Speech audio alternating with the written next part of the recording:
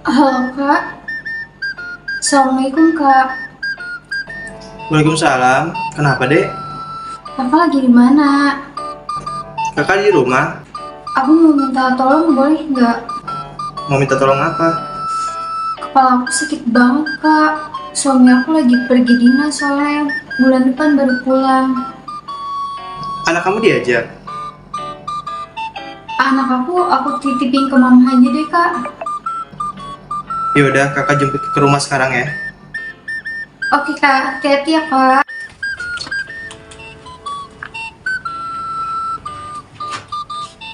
Selamat datang di Indonesia, silakan duduk.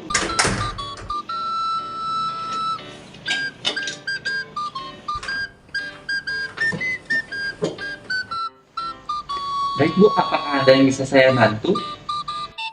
Ini Mas, kepala saya sakit sekali. Sudah berapa lama Bu? Sejak saya habis melahirkan Mas. Baik Bu, apakah ada keluhan lain selain keluhan yang tadi sudah disebutkan? Saya merasa mual dan kadang tuh penglihatan saya kayak kabur-kabur gitu Mas. Wah, jangan-jangan ibunya hamil lagi nih, anak kedua. Ya ampun Mas, sama siapa? Suami saya aja baru pulang dari 2 bulan yang lalu. Bercanda Bu. Baik Bu, untuk selanjutnya kita lakukan dulu pemeriksaan tanda-tanda vital ya Bu ya, di meja pemeriksaan. Akan dibantu oleh rekan saya. Terima kasih, kepala saya sus. Ya, sebentar ya Bu ya. Saya tensi dulu ya Bu ya.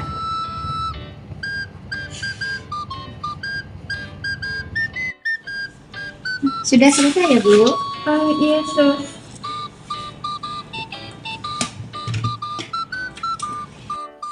Ibu ada riwayat hipertensi? Aduh, tidak ada sus. Diabetes ada tidak Bu? Nggak ada sus. Untuk riwayat jantung ada tidak Bu? Riwayat jantung sih nggak ada sus. Adanya riwayat lain. Riwayat apa ya Bu? Riwayat diselingkuhin sus. Nggak ada sus. Ada-ada aja Ibu.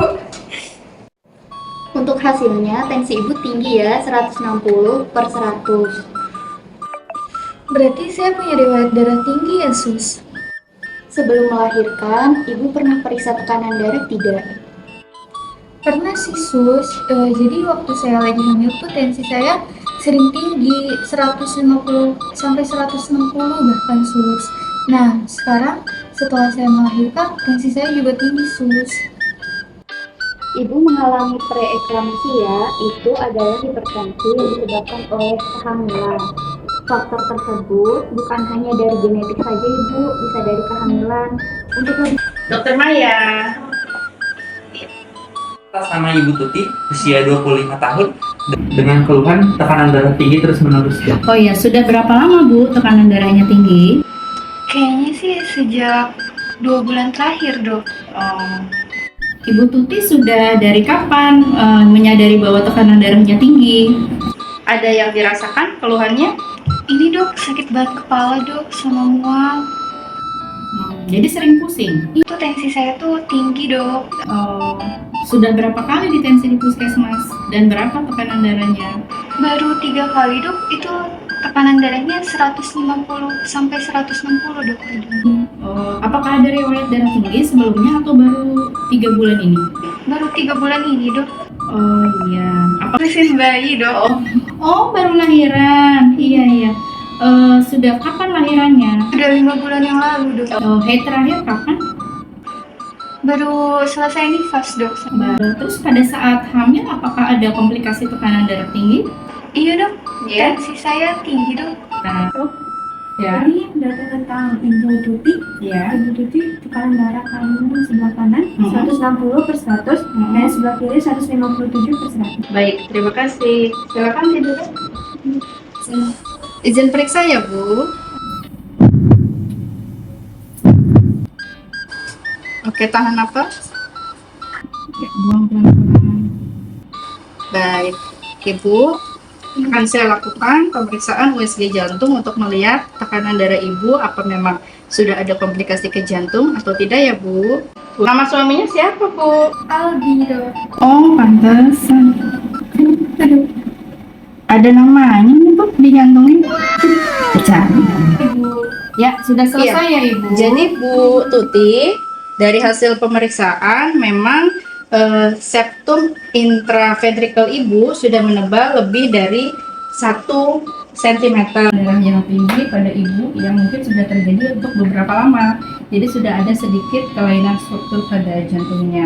Ini sudah ada komplikasi penebalan ya septum akibat darah tinggi yang mungkin sudah beberapa lama. Memang telah didiagnosis bahwa Ibu Tuti mengalami penyakit hipertensi berdasarkan riwayat yang sudah lebih dari 2 kali pemeriksaan dan juga pemeriksaan di klinik ini bahwa tekanan darahnya di atas 140/90 bahkan mencapai 150, kadang-kadang 160. Ya, kemudian kita konfirmasi dengan pemeriksaan USG jantung, memang ada nama suaminya. Salah. Nama suaminya. Maksudnya ada penebalan septum interventrikel, artinya memang sudah terjadi dalam kurun waktu cukup lama sehingga sudah ada perubahan struktur dari jantungnya, struktur anatomi jantung tersebut. Jadi tidak boleh dianggap enteng lagi. Lalu mengingatkan agar setiap hari mengkonsumsi obat darah tinggi dan jangan takut untuk terjadi ketergantungan karena obat darah tinggi justru aman untuk ginjal. Kalau tidak minum obat darah tinggi justru ginjalnya bisa menjadi seperti bocor ya, seperti bahasa awamnya ya, yaitu albuminuri, jadi bocor proteinnya atau bisa mengakibatkan kerusakan pembuluh darah di tempat lain. Dan yang paling fatal bisa pada jangka panjang kalau hipertensinya tidak diobati bisa mengakibatkan penyakit jantung dan kardiovaskuler lain seperti stroke. Banyak makan sayur dan ikan dan mengurangi makanan yang berminyak maupun banyak mengandung gula yang berlebih. Jadi lebih baik kalau ingin yang manis makan buah saja atau boleh juga lihat saya. Oh salah. Maksudnya lihat suaminya bisa mendapatkan cukup tidur. Karena selain obat dari dokter, pola hidup yang sehat, pola diet, pola makan ya, berolahraga dan tidur yang cukup itu juga harus diperhatikan. Ya Mas, ada yang mau ditanyakan lagi Mas mengenai penyakit ini adiknya apa kakaknya ya? Adik ya dok? Oh adiknya, soalnya agak boros. Mohon bersabar, ini ujian. Mohon Kira-kira bersabar. penyebabnya apa ya dok?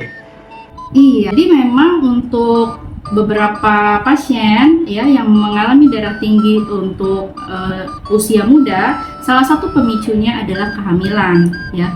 Jadi memang ada orang yang sudah darah tinggi kemudian hamil atau memang tadinya tidak darah tinggi saat hamil timbullah bakat darah tingginya yang bisa kadang menyebabkan preeklamsi atau bahkan kejang yang kita sebut eklamsi.